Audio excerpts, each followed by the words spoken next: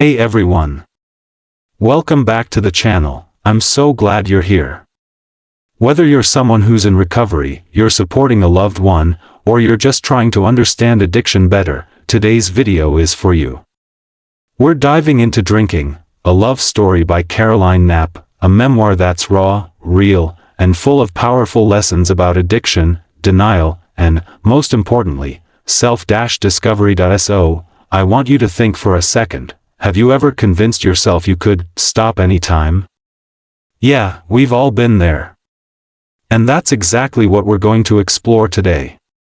I promise, this video will make you think differently about addiction and how it affects not just your behavior, but your emotional well-being. So grab a coffee, get comfortable, and let's break down what Drinking, a love story teaches us about the cycle of addiction.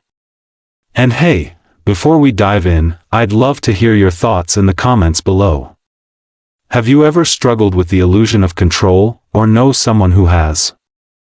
Let's talk about it. In the battle against addiction, perhaps no belief is more insidious than the illusion of control. Caroline Knapp's story in Drinking, a love story is a vivid illustration of how this false sense of control can trap individuals in a cycle of denial. For Knapp, as for many who struggle with alcoholism, drinking was initially seen as something manageable, something she could choose to stop at any time. She believed she had the power to moderate her intake, to drink socially without falling into excess. It was a comforting thought, an assurance that the addiction wouldn't spiral beyond her ability to control it. This idea of control is not unique to Knapp's experience. It is, in fact, one of the most common misconceptions for people who are addicted to alcohol or other substances. The reality, however, is far more complex. Addiction is a progressive condition, one that undermines the very ability to moderate behavior. Alcoholism doesn't respect the rules of casual consumption, nor does it answer to the voice of reason. What starts as a choice soon becomes something that feels inevitable. Knapp's personal narrative reflects this painful truth. The more she drank, the less control she had over the behavior, yet she continued to tell herself that she could stop when she wanted to. This illusion of control serves multiple functions. For one, it allows the individual to maintain a semblance of normalcy in their life. It is the defense mechanism that shields the addict from confronting the severity of their dependence. By believing they can stop anytime, they are able to avoid the harsh reality of their addiction, buying into the idea that the situation is under their command. The denial is deeply ingrained, so much so that the individual may even become convinced that they are only one decision away from stopping. They might say, "I'll just have a few tonight, and then I'll cut back tomorrow," but tomorrow never arrives in the way they expect. This is the deadly cycle that continues until the illusion of control shatters. Knapp's account, rich with introspection, illustrates how this self-deception not only perpetuates the addiction but also prolongs the suffering. The belief that control is within reach can delay help-seeking behavior. It keeps the individual in a state of limbo, caught between the desire for change and the unwillingness to confront the truth of their condition. Ultimately, the story of the illusion of control is one of profound self-deception. It reflects the heart of addiction, the battle to maintain the sense of autonomy and choice while, in reality, both have long since been lost. For anyone struggling with addiction, understanding this aspect, this belief in control, is critical. In Drinking, a love story, Caroline Knapp invites readers into the emotional labyrinth that shaped her struggle with alcoholism, revealing the profound ways in which addiction is often rooted in deeply buried psychological pain. For Knapp, alcohol was never just a recreational choice, it was a desperate means of escape, a tool she used to anesthetize the undercurrent of anxiety, self-doubt, and loneliness that relentlessly plagued her mind. At the heart of her addiction lies an often overlooked truth. Alcohol, like many substances, became a method of survival in a world where she felt emotionally ill-equipped to cope. From a young age, Knapp struggled with a sense of emotional inadequacy. She writes candidly about the gnawing feeling of not being enough, a feeling that shadowed her through adolescence and adulthood. Her sense of self was fragile, constructed from a foundation of insecurities that she worked tirelessly to cover up. Beneath the veneer of achievement, success, and outward composure, she felt unworthy, unlovable, and deeply disconnected from others. Her emotional world was one of quiet desperation, where she felt like an outsider in a world that seemed to have no place for her true self. It wasn't that Knapp lacked the intelligence or the ambition to succeed. She was, in many ways, a high-functioning alcoholic, but rather that she struggled internally with feelings of isolation, shame, and a profound sense of alienation.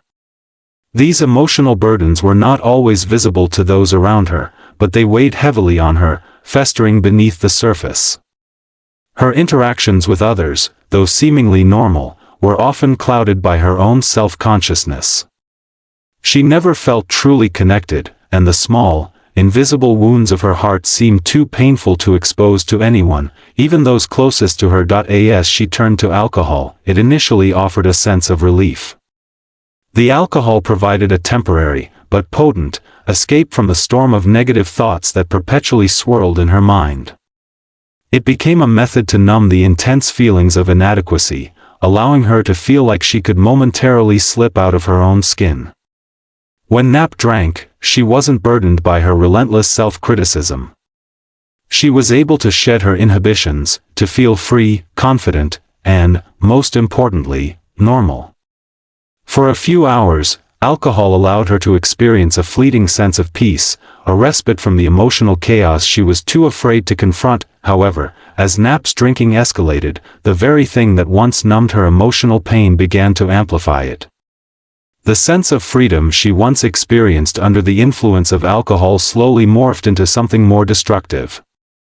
As the emotional issues went unaddressed, her drinking no longer just served as an escape but began to exacerbate the feelings she had been trying to avoid. The more she drank, the more her sense of self-worth deteriorated, and with every drink, the gap between who she wanted to be and who she felt herself to be grew wider. Knapp's emotional issues weren't just about surface-level feelings of inadequacy. At a deeper level, they were intertwined with the emotional aftermath of her childhood experiences, shaping the way she viewed herself in the world. She describes moments of deep loneliness that were both emotional and existential in nature. Even in social situations, she never felt truly at ease or connected to the people around her. She longed for intimacy but was simultaneously terrified of it. This fear was rooted in her belief that if others saw the real her, they would reject her. This chronic sense of isolation was one of the key driving forces behind her reliance on alcohol. It wasn't just that she wanted to escape life's challenges, she needed a way to escape her own mind, which seemed like an uninhabitable place at times. The weight of her emotional struggles made it difficult to face her own vulnerabilities, much less communicate them to others. Alcohol provided a shortcut, a temporary solution to numb the pain without having to confront the difficult truths of her emotional landscape. The crux of Knapp's journey, and a turning point in her memoir, is the realization that her addiction was not just about the alcohol itself. It was about the deeper emotional voids that alcohol filled. Her drinking was not the cause of her unhappiness, but a symptom of it. As she begins the arduous process of recovery, she comes to understand that the real work would involve confronting the very emotions she had spent years avoiding. Sobriety was not just about abstaining from alcohol, it was about facing the psychological scars that had remained hidden for so long.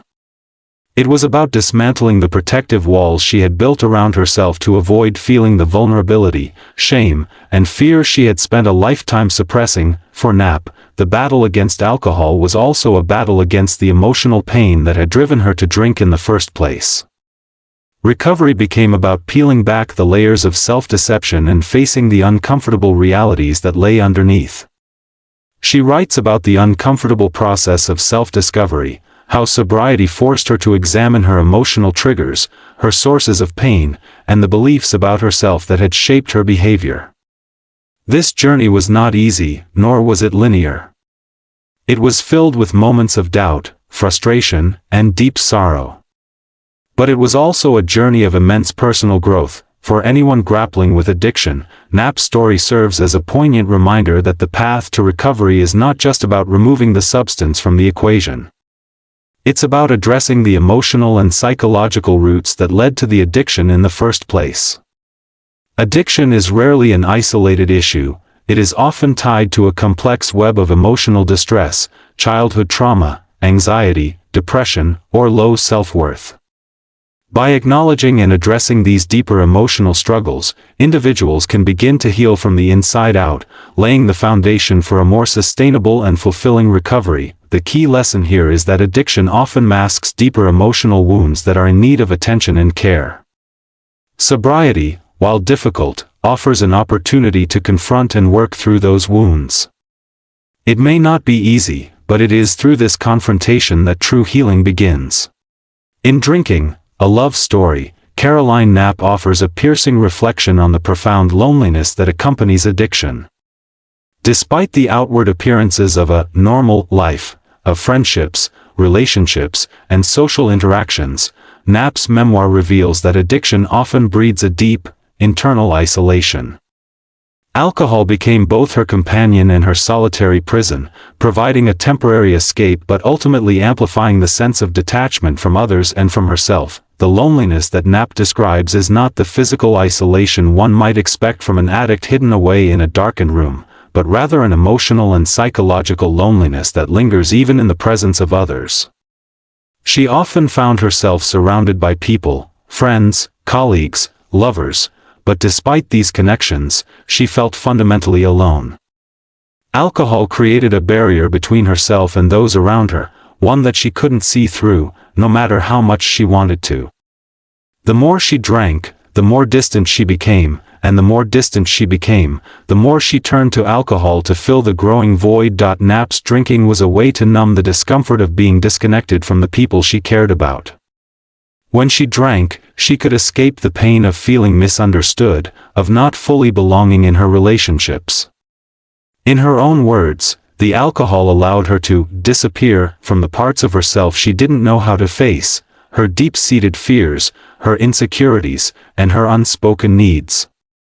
It was easier to silence those emotions with a drink than to try to bridge the gap between herself and others, a gap that became more pronounced with each passing day. This emotional isolation, however, was not simply a product of her drinking, it was a contributing factor to it. Addiction thrives on loneliness. It's a vicious cycle, where the emotional and psychological distance from others intensifies the desire for the comforting numbness that alcohol provides, yet that very numbness further distances the addict from meaningful human connection. Knapp struggled with a sense of not being enough, not only in her personal relationships but also in her interactions with the world. She longed for intimacy and connection, but she was terrified of being vulnerable. Her drinking became a barrier between herself and the people she wished could understand her, reinforcing her sense of isolation. The sense of isolation also played a role in how Knapp viewed herself. In her memoir, she writes about the way alcohol allowed her to maintain a facade of normalcy, while beneath the surface, she was crumbling. On the outside, she was a successful woman with a career, friends, and social engagements. But beneath the surface, she was lonely, and the loneliness seemed to magnify the sense that something was fundamentally wrong with her. Alcohol became the one thing that could fill that emptiness, at least temporarily. But no amount of drinking could fill the gaping hole inside her. It only created a deeper sense of alienation from both herself and those around her. In this way, Knapp's addiction was a deeply relational issue, despite her isolation. Her relationship with alcohol was a way to cope with feelings of loneliness that she could not articulate, even to herself. She struggled to understand that this very isolation was not the result of others' neglect, but a product of her own walls she built to protect herself from being seen, from being vulnerable. She feared rejection, and so she pushed people away, even when she didn't mean to. In her intoxicated state, she could mask the rawness of her emotions, but the loneliness never went away. There was also an aspect of shame that compounded Knapp's isolation. Alcohol became a secret world, one that she tried to hide from others. It wasn't just about the physical act of drinking, but the shame she felt about needing it to feel whole, to feel okay. She didn't want anyone to know how much alcohol had a grip on her, and so she retreated further into herself. Even as she grew more disconnected from the people around her, she hid the truth from them, perpetuating the loneliness. This emotional isolation reached its peak in her relationship with herself. As she became more consumed by alcohol, she lost touch with her true self, the part of her that could feel joy, love, and connection. She writes about how, in the depths of her addiction, she could no longer distinguish between the person she was and the person she had become in the pursuit of the next drink. The longer she drank, the more fragmented her sense of self became. She was no longer just an individual in pain, she was someone who had become defined by the alcohol. It was as if the alcohol was the only thing that could provide continuity in her life, even though it was the thing that was ultimately destroying her. This profound sense of isolation is a theme that many individuals in recovery resonate with. Addiction does not only separate an individual from the world around them, it also separates them from the person they once were, and from the potential they still have. The loneliness of addiction is not just about being physically alone, it is about feeling emotionally estranged from everything and everyone, including oneself. For Knapp, recovery began when she acknowledged this loneliness, when she began to understand that the isolation she felt was both a symptom and a cause of her addiction. To heal, she had to learn to re-engage with the world, to let go of the walls she had constructed to protect herself, and to seek real, meaningful connections with others. For anyone reading Knapp's story, the lesson is clear. Addiction thrives in isolation, and the first step toward healing is breaking that isolation. True recovery comes not just from abstaining from substances but from confronting the emotional distance that addiction creates. Only by re-establishing connections with others, and with one's own sense of self, can the healing process truly begin. In Drinking, a Love Story, Caroline Knapp offers a poignant look at the cycle of denial and self-deception that is so central to addiction. For her, and for many who grapple with alcoholism, the journey toward acknowledging the truth of their condition is often a long and painful one. Denial doesn't just mean rejecting the facts, it is an active process of justifying and rationalizing the behaviors that are clearly destructive. For Knapp, her addiction to alcohol was not something she initially saw as a problem. Instead, it was something she could control, something she could stop at any time. Yet, as she repeatedly came to realize, this belief was a fragile illusion. The cycle of denial is deceptive because it operates on the premise that the individual can always make a choice, can always change, if they just try harder or will themselves to stop. Knapp, for instance, was quick to reassure herself that she could quit whenever she wanted. She didn't need help. This is one of the most dangerous aspects of addiction. It allows the addict to remain in a state of denial, even when the effects of their behavior are wreaking havoc on their lives. Knapp reflects on how she would tell herself stories to downplay the severity of her drinking, often excusing her behavior as just one more drink, or framing her relationship with alcohol as not that bad in comparison to others she knew. This self-deception allows the addict to continue to function in their addiction, masking the truth of their circumstances and preventing any real change from taking place. The rationalizations were endless.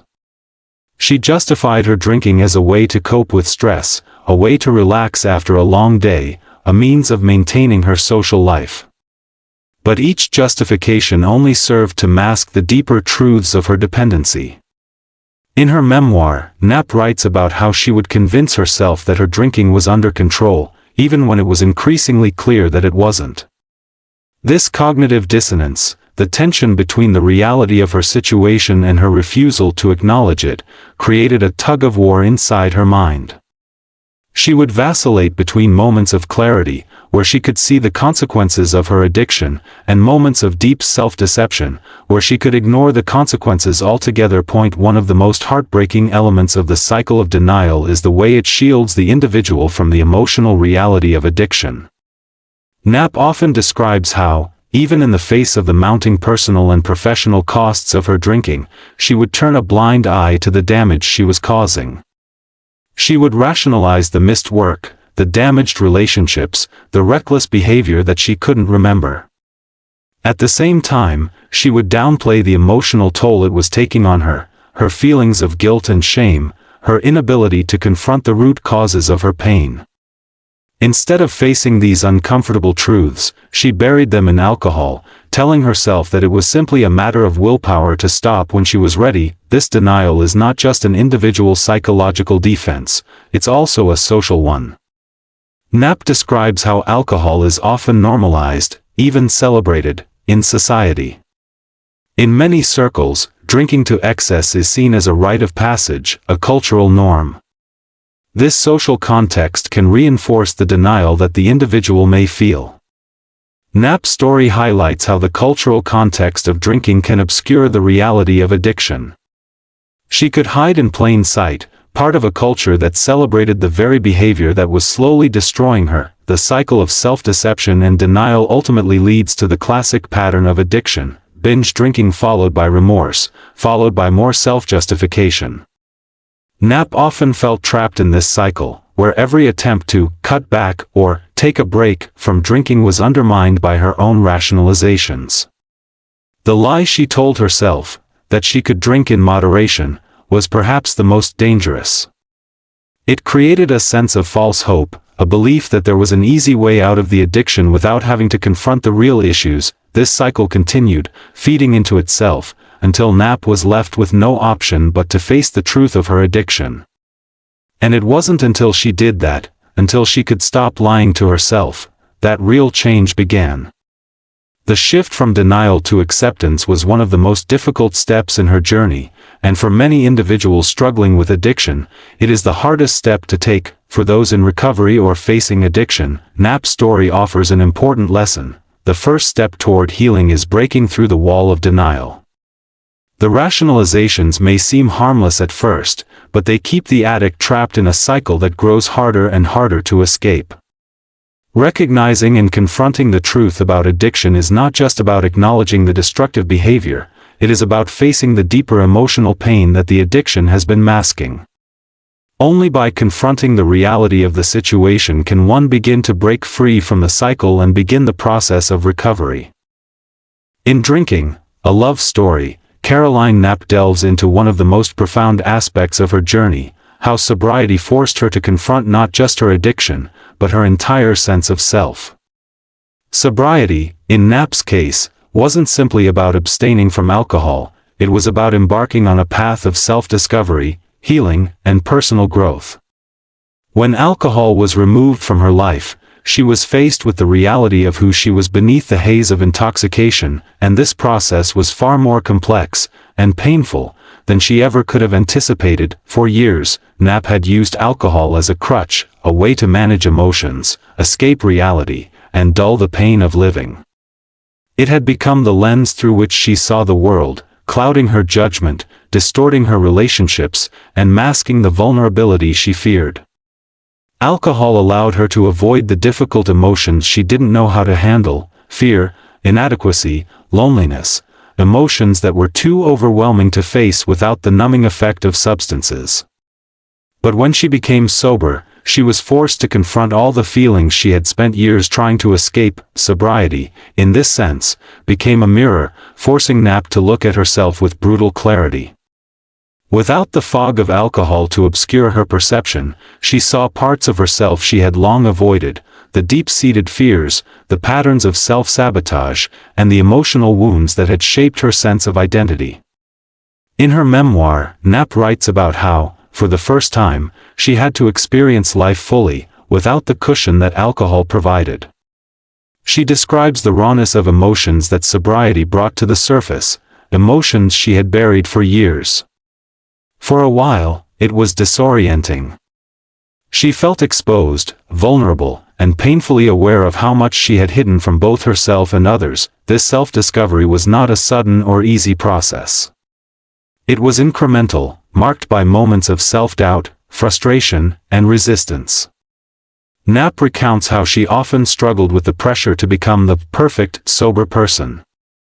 Society often views sobriety as a solution, something that, once achieved, will immediately lead to happiness, success, and stability.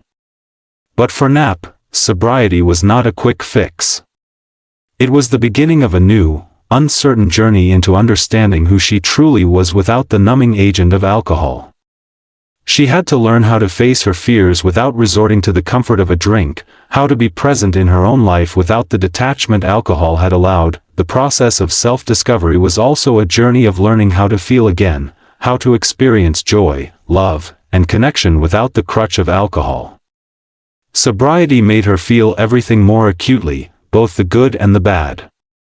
The highs were higher, the lows were lower, and the emotional spectrum in between was richer and more vivid than it had ever been before. But this emotional awakening wasn't always welcome.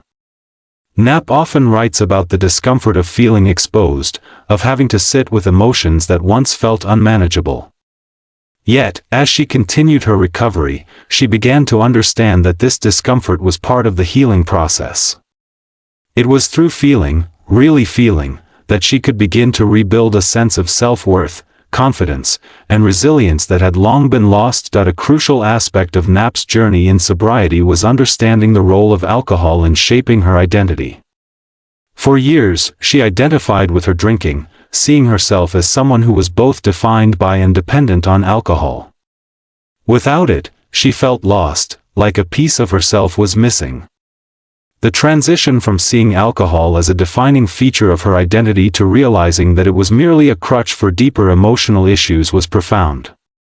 In sobriety, she had to learn how to reframe her self-concept, moving away from the image of herself as an alcoholic and toward a more holistic understanding of who she could be without the substance. As the memoir progresses, Knapp also reflects on the idea that sobriety is not just a matter of abstaining from a harmful substance, but of engaging with life more fully.